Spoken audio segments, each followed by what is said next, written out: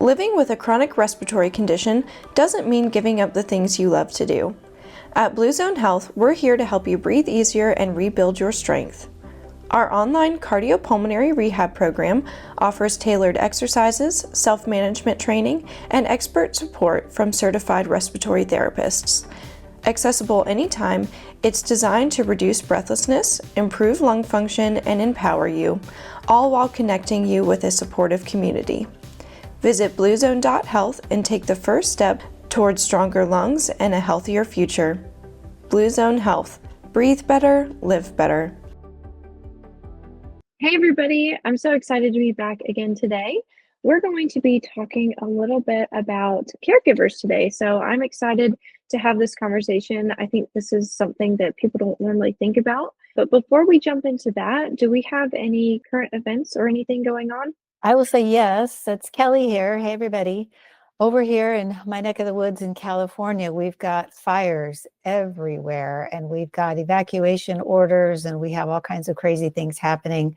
We have Santa Ana winds that are going to kick up again tonight as we do this podcast. And I just want to say, I watch the news and I see reporters interviewing people. There's smoke blowing everywhere, and no one has a mask on. So if you have anything going on, asthma, COPD, bronchitis, a cold, a flu, anything, and you're in a smoky area, please go find some N95s. If you can't find any N95s at the drugstore or Amazon won't bring them to you, you can find them usually in Home Depot or Lowe's. Sometimes Tractor Supply has them. Any kind of those building supply stores should have N95s, but it's really important. Those little paper tissue masks aren't going to help you when the smoke is really, really heavy. So protect your lungs, please, and grab an N95 if you're anywhere near any smoke. Hey there, this is Gina. I'm over here in cold, snowy central Illinois. So in my neck of the woods, we have a lot of respiratory viruses right now. Same advice though as for wildfires. Put a mask on. And keep yourself protected from any kind of toxins that you might be breathing in, whether it's wildfire smoke or respiratory viruses. Well, down here in North Carolina, we have had all of the freezing temperatures, which, as we know, cold temperatures like this, especially when the air is so dry, can be really irritating to our respiratory system. So just be really careful. If you've got some sort of scarf or something you can put around your neck, if that really cold air tends to bother your breathing, you can put that scarf just over your mouth if you go outside, and that may help you just stay a little bit warmer and a little bit more comfortable in our cold temperatures. Great advice. So today we're talking about caregivers. So what is the definition of a caregiver? When I think of a caregiver, I think sometimes of somebody who from an outside agency maybe comes to the house for a few hours, or maybe they, help out with this and that. But I'm sure there's a broader definition of caregivers. Yes. So with caregivers, especially for our pulmonary patients, the first thing to do is help with daily tasks. Because people who have different pulmonary diseases get so short of breath, a lot of times they're not able to do the household chores and everything that they would like to do throughout the day. So caregivers should be helping with that. They're also really helpful with medication management and also with making medical decisions, going to the doctor with you and helping you talk through different things so that you can make the best decision possible. And they're also really great for providing emotional support and helping patients adhere to their treatment plans. There are so many activities of daily living that need help, especially when you're short of breath. One thing that comes to mind is a shower. It's a very exercise-heavy thing to do when you need a shower. A caregiver can help you if you're extra short of breath. Not giving you the shower, perhaps, but maybe helping you with your clothes, helping you in and out of the tub, particularly if it's a trip-prone place. But think even bigger caregivers can help with some meal planning, shopping for groceries. They don't need to be taking care of you 100% of the time. Just to throw this in, if you are on oxygen, please wear it when you shower. I saw kind of an ingenious thing the other day. A lady was tired of her extra long oxygen tubing going through. So I don't know how she did it, but she poked a hole in her shower curtain and put her cannula through there. So the cannula came through right at her level. So she wasn't tripping over it and it wasn't moving the curtain and getting water everywhere. I thought that's a genius idea. Excellent idea. I get that question a lot when I'm coaching. I get so breathless in the shower, how can I do it? Love that ingenuity. Something else you can do is do a half of a shower. Do your hair one day, and maybe do the rest of your body another day. Or take a breather. It's okay to sit there for 10 minutes and take your breaths while you're in the middle of things. There are very little things that are more taxing for a patient to do than try to bathe themselves at home. Especially shampooing. And this is why it's so important to keep up your exercise, especially your upper body exercise, not just for shampooing, but all the things that require you to lift your arms up over your head, like getting things down off of a shelf or putting things away on a shelf that's taller than you are. So keeping up your upper body exercise is important, but taking a shower or taking a bath, definitely take your time. If you need a shower chair, use it, and don't be afraid to use your oxygen. Nothing will happen to your cannula if it gets wet. Flow is going out, not going to suck water in. Another important activity for caregivers to do is help you with nutrition. Now, I know that it's easy to open a can of soup or open something that's somewhat ready to eat and just heat it up. That's great in a pinch, but it doesn't need to be the backbone of your nutrition 24 hours a day, 7 days a week. Use those caregivers to make some extra things for you. Maybe you haven't had any fresh vegetable soup for a while. I'm sure there's somebody in your life that would be happy to make some things like that, or even make a couple of extra servings while they're cooking for their own family. But getting some extra nutrition is really a great way to use caregivers. Even if the caregiver helps you shopping, those bagged salads, I know some people say, well, yes, that's opening a can of soup is about all I feel like doing, or pulling a frozen meal out of the freezer. They're very high in sodium for one thing, but if you can kind of round it out, and if you buy those pre-made salad mixes that have a little packet of dressing in there, it's not the best, it's not organic, but it's green. And I would use it at least to round out something quick and frozen or quick and canned if you're doing that. Caregivers are also kind of there to be a little bit of emotional support for you. And so if you're somebody who really loves to cook, but you just don't have the energy, you get really short of breath when you're up moving around the whole kitchen, they can do it with you. You can sit in a chair and you can do, some vegetable chopping or do something from your chair while they do the running around the kitchen. And so you're able to cook meals and have a good time, but have that extra assistance you need so that you can do the things that you love a little bit more comfortably. I had a couple of ladies yesterday in my office, and they were each other's emotional support friends. They didn't have anything planned. They weren't going out to lunch or anything. They just accompany each other on doctor visits.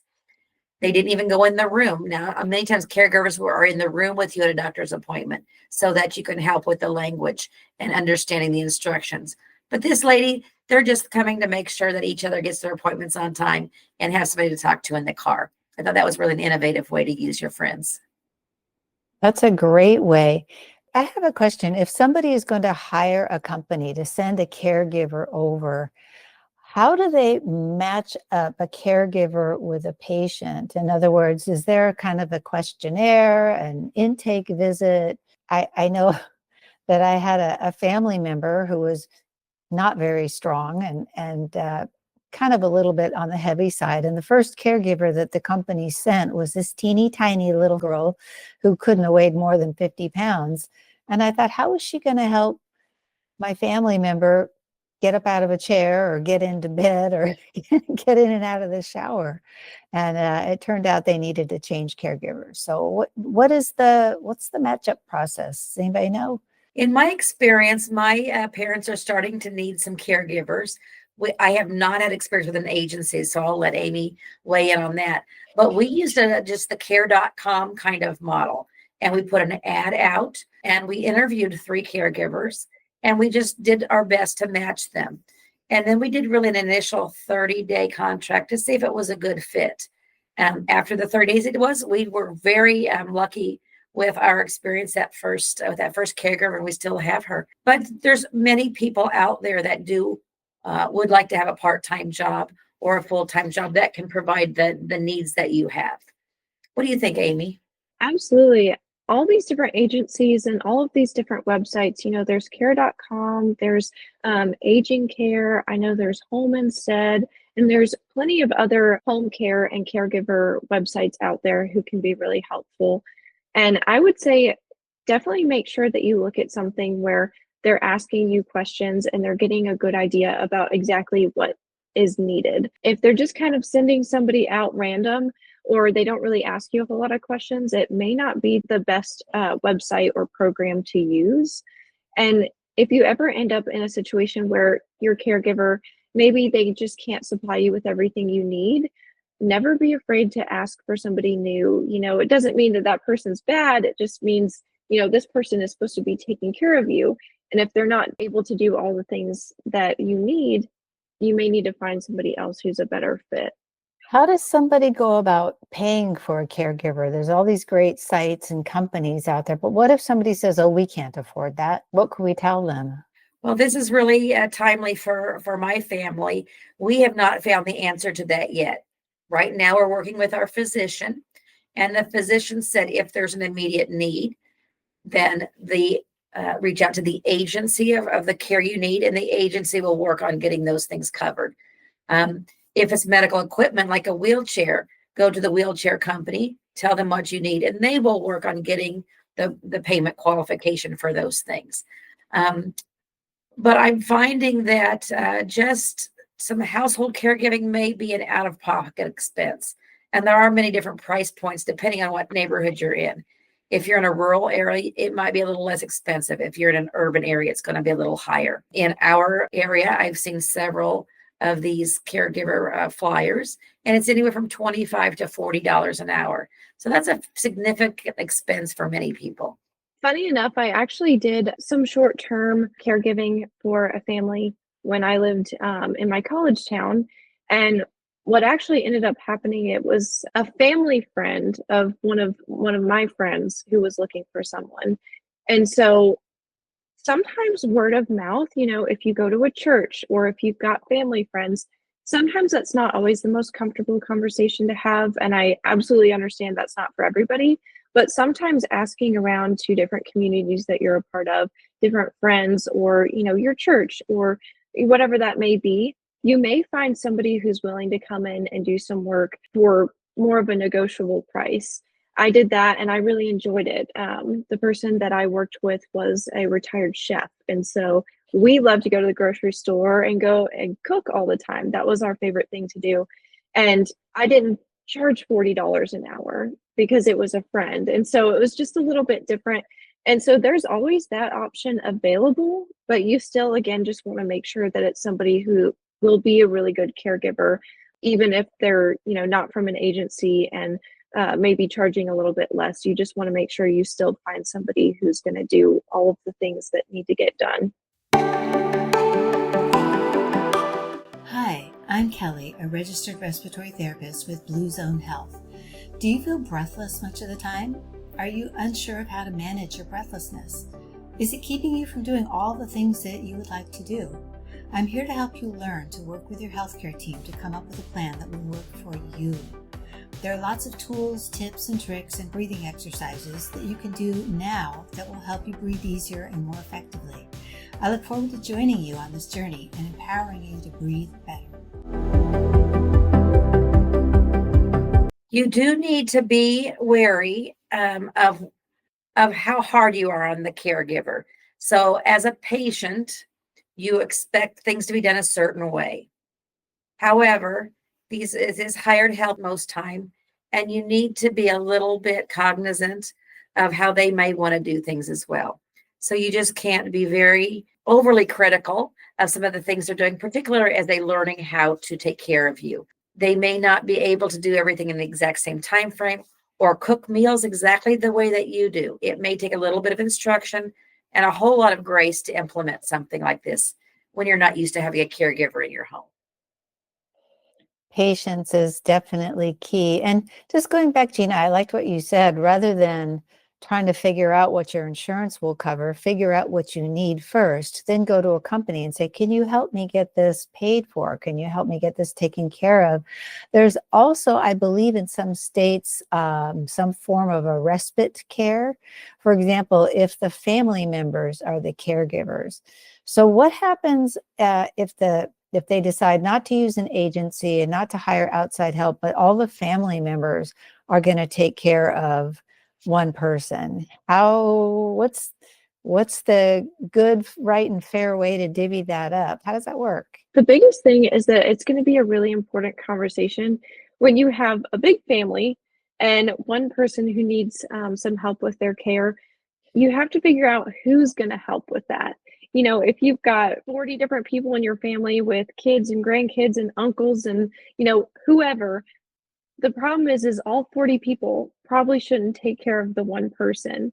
You'll get mixed up with what they need with their medication, what they need with their nutrition, and all of those different important factors. So it's important to have a conversation with whoever needs the caregiving and basically figure out who they're comfortable with helping them and what that will look like. So making designations with the people who will take care of certain things is really important, instead of having a big family all trying to take care of one person and having their voice and opinion, which is helpful sometimes, but not always, because sometimes it can just be too much. This has been a really good exercise in my family for clear roles and responsibilities. It's kind of fallen naturally. We've been doing this now about 6 months in my family. There's 3 siblings. And so we've kind of fallen into it. I'm the medical person, so I do a lot of the medical things and the appointments, but I can't do everything. I also have my own family and my own work. So my sister and my brother, they're also helping out. My brother, who's the youngest, the baby of the family, and the only boy, they've decided Dad's comfortable with him doing the financial stuff of the family. So we've moved most of those financial kind of decisions and all of those paperwork forms that you need to do to the brother. My sister's been doing a lot of going to a lot of appointments because she's a flexible job, but she also is the liaison between the caregiver and the rest of us. So we really try to have those clear roles and responsibilities. The other thing that's very helpful in a situation like that is, number one, we get together weekly or every other week on a Google Meet, much like this kind of podcast, and we talk about issues of the week. And we also use a shared calendar so that not only the patient, but also the caregivers are all on the same page. And we clearly put there, Dad has an appointment Monday at 8. In parentheses, can he drive himself or does he need one of us there with him? And so we try to really make the clear roles and responsibilities as we get through and navigate these sorts of things. One thing that has always kind of been said, and I don't know if this is just an old saying or a joke, is that you never work with family. And being a caregiver, that's work. And it can be a really hard dynamic to get used to, especially when it's talking about like your parent. Your parent is so used to taking care of you and being the person in charge and the head of the family. It can be really hard to make that transition into you being a caregiver for your parent or your grandparent. So there's a lot of hard conversations that have to be had, and you really have to make sure that if you're caregiving for a family member, that everyone's considering everybody else's feelings and going very gently into this, that nobody's kind of trying to strong arm anybody or make decisions without addressing the person who needs the caregiving. That can be a really hard dynamic to figure out. But I think just with patience and with plenty of communication and having those harder conversations while also being respectful of your parent or grandparent, as you know, they used to be the person who was the head of the family and they still are, but it's just a really hard dynamic. So that's definitely something that has to be considered when a family member is a caregiver. That really brings up a couple of points. Number one, I can get very resentful that I'm doing all of the work. And I am grateful that I have a family that has a nice, even approach to that. You may have only one child or no child. And and you feel really resentful about that. Do the best you can with the people around you. Use them as best you can. Ultimately, as people, though, we all kind of have to take responsibility for our own health. And so make sure that the person that needs the caregiving is doing as much as they can for themselves. That's number one important. The other thing, when you have a caregiver in your home, you're going to have things that are put away in the wrong spots. So having a place for everything is really important. Like, where does the mail go? Put a note on there. Mail goes here. We put these things away here. But having new people in your home is going to be a little bit of disruption that can cause some resentment. But just remember, everybody's there to take care of each other. I think one more thing too for caregivers, it's important for the caregivers and the patients to understand, the family members, that caregivers need breaks too. Caregivers need vacations too. And so many times, I hear the story of a friend of mine who's taking care of his aging parents, and his brother and his sister live across the country, and they don't even think about it. They'll send some money, and the person finally 18 months later is saying, I could use a break. Can you guys take a couple weeks vacation, come out and look after mom and dad, just so I can, go sit and stare at a TV screen for days on end or something and take a break? And people think, oh, well, it's not a real job, but it is a real job. And it's sometimes 24 hours a day job. And usually the person that gets stuck with it is the person who's not got this all high-powered, important job, but it's probably one of the most important jobs you'll ever do, is to take care of somebody else who's mostly dependent on you. Just don't forget to give them some downtime once in a while. And I think whether it's a family member who's a caregiver or somebody from an agency, it's really important for them to have boundaries, because while they're taking care of this person and they're giving them all of the help that they need, sometimes you have to make boundaries with, having to leave at the end of your shift if you are a caregiver who's not a part of the family, and making those boundaries of, no, I can't stay all night, or no, I can't stay to watch a movie with you. Yes, you want to, but then sometimes you have to understand the boundaries of that's somebody's job, and they may have family to go home to or different responsibilities outside of that. I have found that with our caregiver, our paid caregiver, I try not to text her after hours, even to ask a routine question. That's her off time. And as an employee, I don't want my boss texting me after hours for frivolous things. So I try to watch that for the caregiver as well. Are there any support groups that caregivers can attend? Our health department had a really nice class for caregivers of dementia patients. So I enrolled my family member into that, and they got a lot of really good tips on how to take care of themselves while also taking care of very significant health problems. So yeah, there's definitely agencies and services in every local area for that. I also think that the Pulmonary Fibrosis Foundation also has a caregiver community. So that would be something to look into, specifically if you are a caregiver for a pulmonary patient. And I think if you're a caregiver for a pulmonary patient, you can go with your patient to their groups, and you'll get a better understanding of what's going on with them. I used to lead a Better Breathers Club, and the patients would come and they would all bring their caregivers, because their caregivers would say, oh, now I know what's going on. Now I get it. Okay, now I didn't know what you need. All right, all right. And that group is there to support everyone, the patients and the caregivers together, to make sure everybody's getting what they need, and pass advice around as far as whatever else that the family might need. One of the things that used to come up was, what if I get a caregiver from an agency that I don't like? We don't get along. Then what do you do? Call the agency.